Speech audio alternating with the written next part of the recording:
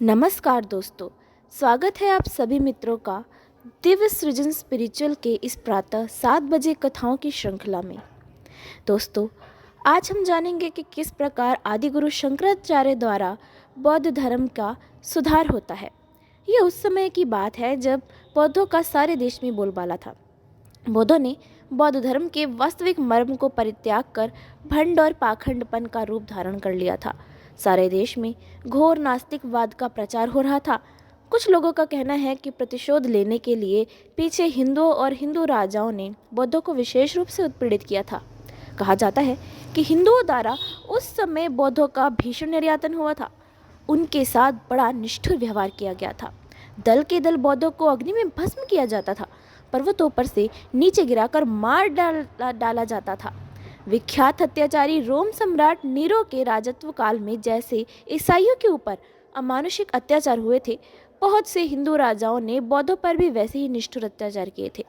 Nero ने जैसे निरीह क्रिश्चियनों के दल दलों को वध करके सिंह व्याघ्र के मुख में निक्षेप किया था और प्रज्वलित अग्नि स्तूपों में डालकर भस्म कर दिया था, कहते हैं कि उसी प्रकार हिंदू राजाओं ने बौद्धों को निपीड़ित किया था।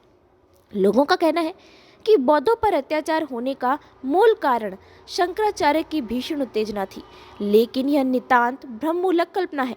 भारतवर्ष के किसी भी ऐतिहासिक ने इसका समर्थन नहीं किया, क्योंकि शंकर तो अत्यंत सदाशय और परम साधु और संसार से उदासीन रहकर सारी जगह सम्मानित और संपूजित हुए थे। उनके द्वारा ऐसे अत्याचारों के होने की बात तो दूर रही, कल्पना भी नहीं हो सकती। शंकर संबंधी जिस घटना के आधार पर लोगों ने ऐसी कल्पनाएं की हैं, इसका भी इतिहास में कोई प्रमाण नहीं मिलता। शंकर का किसी धर्म या संप्रदाय से राग द्वेष नहीं था। उनके समय में भी अपने धर्मों का स्वेच्छापूर्वक प्रचार होता था।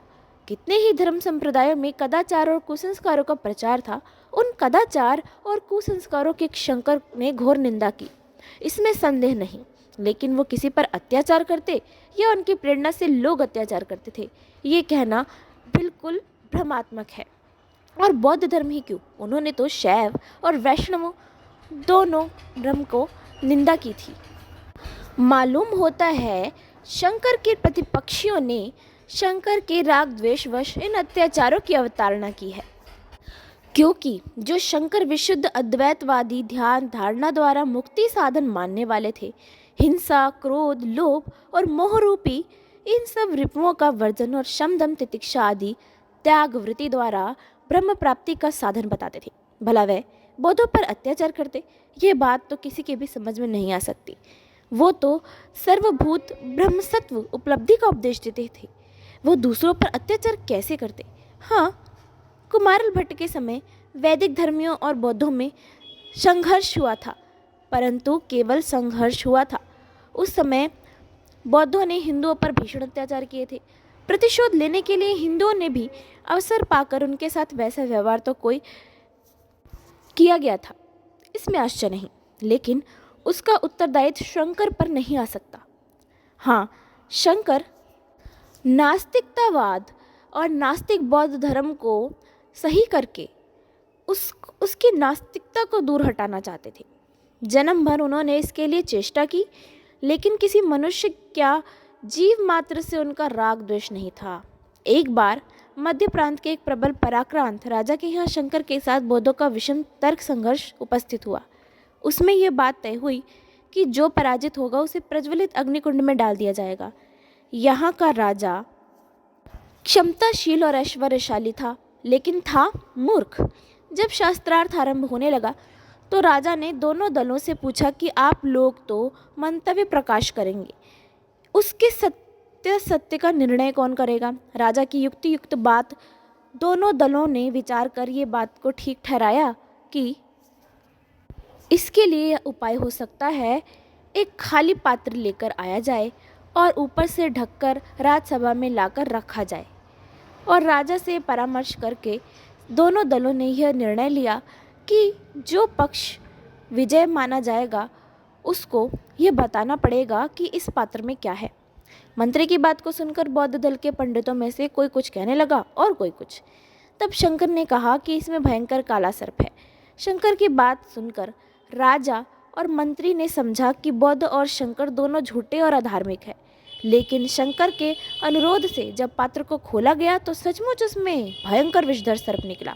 इस दैवी चमत्कार को देखकर राजा और मंत्री और राज दरबारी गण बहुत चमत्कृत हुए और उन्होंने उसी समय शंकर को श्रद्धा के साथ साष्टांग प्रणाम किया। अब लगा शास्त्रार्थ होने। अंत में बौद्ध पराजित हुए, लेकिन शंकर ने उनको क्षमा कर दिया और अग्नि में डालकर भस्म करने की बात को स्थगित करा दिया। बौद्ध पंडित भी इस उदारता और सदाचारता पर मुग्ध हो गए। उन्होंने शंकर के मत को सहर्ष स्वीकार कर लिया।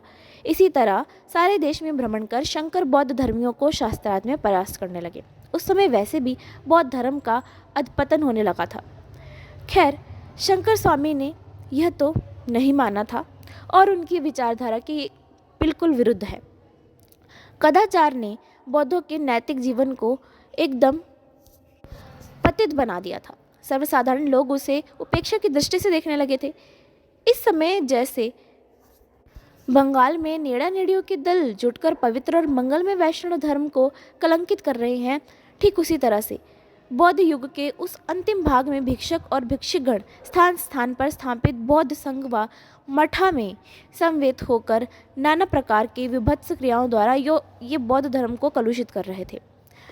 उनसे कुछ दिन पहले जैसे देश में तांत्रिक संप्रदाय ने मध्य मास प्रभृति पंच मकारों को साधन की दुहाई देकर पतिता परित्याग का रमणियों को लेकर पापाचार का प्रचार किया, उसी तरह बौद्ध संप्रदाय भी अनेक पदभ्रष्ट पुरुष और रमणीय धर्म का नाम लेकर कदाचार में प्रवृत्त हो रहा था। अहिंसा का महामंत्र लुप्त हो चुका था। धर्म और दया का परित्याग कर दिया गया था। इनके स्थान में तांत्रिकों के कदर्य मध्यमास मैथुन आदि क्रियाओं की नदी प्रवाहित हो उठी थी। बौद्धों की इस प्रकार की मति गति और भाव भंगिमा को देखकर सर्वसाधारण लोग उससे घृणा करने लगे थे। मारण, उच्चाटन और वशीकरण आदि की कुक्रियाएं प्रचंड भाव से बौद्धों में सन्निविष्ट हो गई थी। इन्हीं कुक्रियाओं और कदाचारों को देखकर राजा और प्रजा बौद्धों को अत्यंत हीन और उपेक्षा की दृष्टि से देखने लगे। शास्त्रों में उनकी प्रवृत्ति नहीं रही थी और राज दरबारों और पंडित सभाओं में जगह जगह उनकी पराजय होती थी। इस अधपतन और कुछ संकिति को कर्मों को देखकर अनेक हिंदू राजाओं ने बौद्धों को अपने राज्य से निर्वासित कर दिया था। हठ और असभ्य आचरणों के कारण कितने ही जोशीले राजाओं द्वारा उनका उत्पीड़न भी हुआ था, लेकिन शंकर का इसमें जरा भी हाथ नहीं था।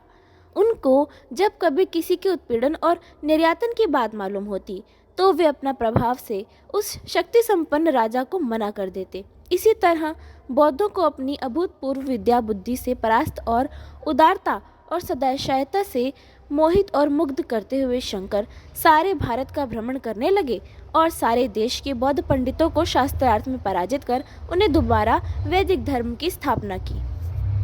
प्रसिद्ध लेखक दीदी कौशाम्बी की पुस्तक भारत में बौद्ध धर्म के क्षय में भी यह बताया गया है कि किस प्रकार से बौद्ध धर्म में समयानुसार परिवर्तन भी आए और सुधार भी किए गए। तो वो अपनी पुस्तक में लिखते हैं, चीनी यात्री ह्वेन सांग यानी 630 ईसा के पश्चात बाद में उन्होंने अपनी भारत यात्रा के दौरान जब देखा कि भारत की इस भूमि में बुद्ध की अनेक मूर्तियां क्षत विक्षत स्थिति में दबी पड़ी हुई हैं, तो उसने भविष्यवाणी करते हुए कहा था कि उस महान शिक्षक द्वारा स्थापित धर्म और उनकी शिक्षाएं शीघ्र ही समाप्त हो जाएंगी।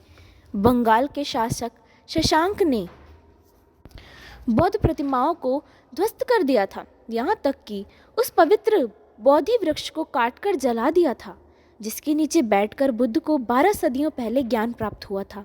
बाद में सम्राट अशोक के अंतिम वंशज पुमारवर्मन उन्होंने उस बोधि वृक्ष की एक टहनी का पता लगाया और उसे लगाकर पल्लवित और पोषित किया। इसी प्रकार सम्राट हर्ष ने बंगाल के शासक शशांक को पराजित करके बौद्ध धर्म से संबंधित नष्ट हुए प्रतिष्ठानों का दोबारा से उद्धार किया और कई नए मठों और विहारों का निर्माण किया। हजारों बौद्ध भिक्षु इन्हीं मठों में रहा और पढ़ा करते थे। उच्च स्तरीय शिक्षा प्रदान करने वाला समृद्ध नालंदा विश्वविद्यालय अपनी प्रतिष्ठा के चरम पर था। सब ठीक लगता था। शक्ति अंदरूनी कारणों से हुई। धीरे धीरे बौद्ध धर्म के पतन की शुरुआत होने लगी। चीनी यात्री ह्वेन सांग रिपोर्ट की बातें सच साबित होने लगी। हालांकि स्वयं ह्वेनसांग को भी इस बात का भान नहीं होगा कि उसकी भविष्यवाणी इतनी जल्दी सच होगी। जब उन्होंने लिखा था, इस काल में ऐसे बौद्ध विद्वान जो बौद्ध धर्म की पावन रचनाओं की 3 शाखाओं की व्याख्या कर सकते थे, उनकी सेवाओं के लिए विभिन्न प्रकार के सेवकों को नियुक्त किया जाता था। उसे हाथी वाहन दिया जाता था जो 6 शिक्षाओं की व्याख्या करता था। उसे सशस्त्र रक्षक दल दिया जाता था जो सभासद परिमार्जित भाषा में अपने विचार यानी तर्क वितर्क प्रस्तुत करता था। सघन अध्येता होता था और अपने विषय में माहिर होता था। वो तार्किक होता था। उसे बहुमूल्य आभूषणों से सजे हाथी में बिठाया जाता था। उसके लिए मठों के द्वार सदा खुले रहते थे। इसके विपरीत यदि कोई व्यक्ति अपने तर्कों में असफल हो जाता था, तुच्छ और अश्लील मुहावरों का प्रयोग करता था या तार्किक नियमों को अवहेलनापूर्ण व्यक्त करता था, तो उसके चेहरे पर लाल और सफ़ेद रंग पोत दिया जाता था और उसके शरीर पर धूल और मिट्टी का लेप लगा दिया जाता था या उसे रेतीली जगह पर गहरे खंदक में छोड़ दिया जाता था। इस तरह योग्य और अयोग्य, बुद्धिमान मूर्ख की पहचान की जाती थी। ये किस हालत के लक्षण थे? बुद्ध के समय में योग्यता निर्धारण की ये प्रक्रिया नहीं अपनाई जाती थी। हमेशा भ्रमण करने वाले बौद्ध भिक्षुओं का कार्य सरल शब्दों में और आम भाषा में धर्मपरायणता, सदाचार, संयम का प्रसार करना था। यह लिखा गया है डीडी कौशाम्बी जी की पुस्तक में। समृद्ध मठ उन साधारण ग्रामीणों की चिंता नहीं करते थे जिनके श्रम के उत्पादों पर इन मठाधीशों की अय्याशी चलती थी और आडंबरी शास्त्रार्थ होते थे। बुद्ध द्वारा संचालित नियमों, संयमों और उनके अनुपालन को ध्यान में रखते हुए बौद्ध भिक्षुओं को साधारण वेशभूषा में रहने की अनुमति थी। उन्हें सोने और चांदी के आभूषणों को छूने तक की मनाही थी, जबकि बाद में अजंता की बुद्ध मूर्तियों के सिर पर आभूषण दिखाए गए हैं या उन्हें बहुमूल्य आसन पर बैठा दिखाया गया है। बौद्ध धर्म के विचारों से प्रभावित होकर ही सम्राट अशोक के रक्तपात का रास्ता उन्होंने छोड़ दिया था और वह शांतिप्रिय हो गया था। उसने फरमान निकाल दिया था कि आगे सेना का उपयोग सिर्फ समारोह और परेड के दौरान ही किया जाएगा। धर्मपरायण सम्राट हर्ष ने बौद्धवाद के साथ किसी तरह अपनी युद्ध नीतियों के समाधान की व्याख्या और व्यवस्था की थी। उसी तरह वह बाद में भगवान सूर्य और महेश्वर दोनों का आराधक हो गया था। हर्ष की सेना में उत्तरोत्तर वृद्धि होती गई। उसकी सेना में 60,000 हाथी थे, लाख घुड़सवार और बड़ी संख्या में पैदल सेना थी।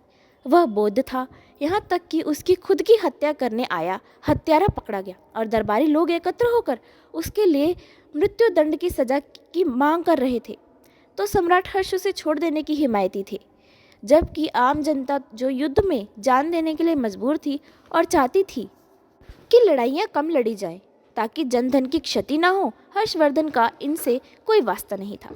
दूसरे शब्दों में बौद्धवाद बहुत खर्चीला साबित हुआ। असंख्य मठ और में रहने वाले अय्याशों पर और सैनिकों पर दोहरी लागत आने लगी। अपने प्रारंभ काल से ही बौद्धवाद एक सार्वभौमिक राजतंत्र का विकास का हिमायती था जो छोटे छोटे युद्धों को रोकता था। खुद बुद्ध चक्रवर्ती थे, वे राजा के आध्यात्मिक प्रतिरूप थे, लेकिन ऐसी महान विभूतियों ने जिन साम्राज्यों को चलाया वे बहुत महंगी व्यवस्थाएं साबित हुई। भारत में हर्ष इस प्रकार के अंतिम सम्राट थे। इसके बाद छोटे छोटे टुकड़ों में राज्यों का विभाजन हो गया।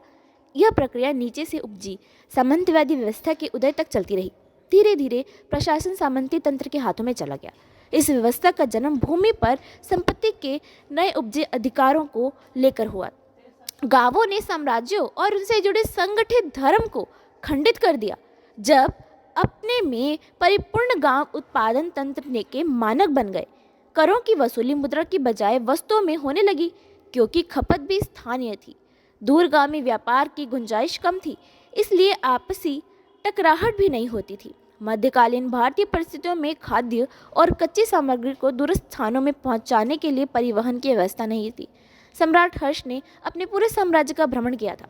उसके दरबारी और सैनिक भ्रमण में साथ होते थे। चीनी तीर्थयात्री ने लिखा है कि भारतीय लोग व्यापार में सिक्कों का उपयोग नहीं करते थे। इस काल में वस्तु विनिमय की प्रथा थी।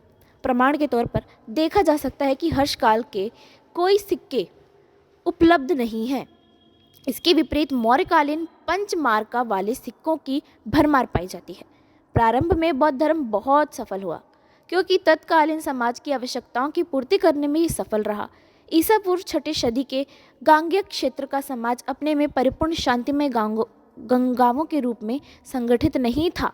आबादी तो बहुत कम थी, लेकिन वह भी आपस में लड़ते हुए अर्ध जनजातीय प्रदेशों में बटी हुई थी। कई जनजातियां ऐसी थी जो हल जोतकर कृषि उत्पादन काम नहीं करती थी। वैदिक ब्राह्मणवाद चरागाही संस्कृत वाले आसपास के पड़ोसी कबीलों के साथ लगातार युद्ध में लगे कबीलों के लिए उपयुक्त था। उभरती कृषि अर्थव्यवस्था के विकास में पशु बलि की प्रथा बाधक हो गई थी। मौर्य पूर्व व्यवस्था में धातु, नमक और कपड़े का व्यापार लंबी दूरी तक अपेक्षित था, लेकिन सक्षम राज्य के संरक्षण के बिना ऐसा संभव नहीं था। इसलिए आदिवासी समूहों और सार्वभौमिक साम्राज्य के बीच की दूरी को तय करने के लिए एक नए सामाजिक दर्शन की आवश्यकता थी। सार्वभौमिक राजतंत्र और सार्वभौमिक सामाजिक धर्म समांतर नहीं थे, एक जैसे नहीं थे। यह इस बात से साबित हो जाता है कि उसी समय मगध का उदय हुआ था।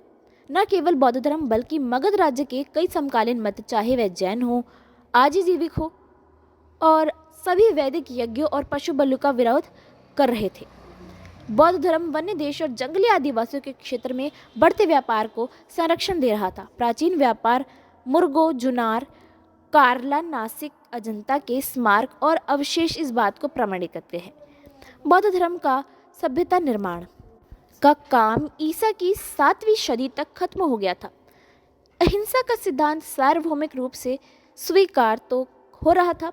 वैदिक पशु बलि प्रथा समाप्त हो गई थी। कुछ छोटे छोटे राज्य इसके अपवाद थे, लेकिन इन पुनर्जागरणवादी प्रयासों का सामान्य अर्थव्यवस्था पर बहुत कम प्रभाव पड़ रहा था। अब नई समस्या थी गांवों के किसानों पर अत्यधिक ताकत न इस्तेमाल करते हुए उनको दब्बू बनाए रखने की। इस शिक्षा का काम धर्म ने संभाल लिया, लेकिन बौद्ध धर्म में ने नहीं। अब गांवों में वर्ग संरचना जाति के रूप में उजागर होने लगी और बौद्ध धर्म हमेशा जाति से नफरत करता था। आदिवासी नई उपजातियों में शामिल कर लिए गए।